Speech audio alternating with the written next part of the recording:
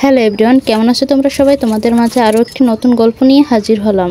এই গল্পটিতে থাকছে স্বামী স্ত্রী আর তাদের 3 মাস বয়সের একটি বাচ্চা রাতে বিছানায় ঘুমাচ্ছে।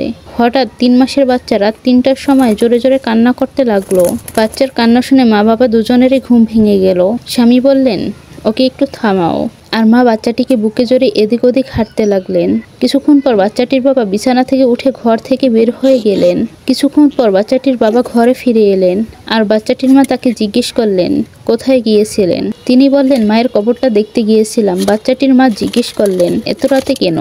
সে উত্তরে বলল, আমাদের বাচ্চাটি যখন কাঁদতেছিল তখন আমার খুব বিরক্ত লাগছিল, কিন্তু তুমি ওকে কাঁধে নিয়ে আদর করতে করতে হাঁটতেছো, কারণ তুমি ওর মা।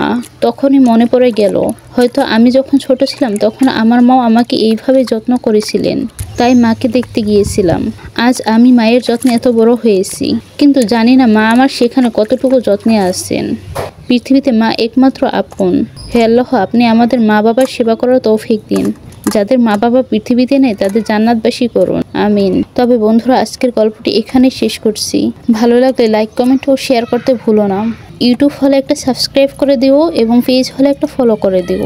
আবার দেখা হচ্ছে পরবর্তী কোনো নতুন ভিডিও নিয়ে। ততক্ষণ অবধি ভালো থেকো। আল্লাহ হাফেজ।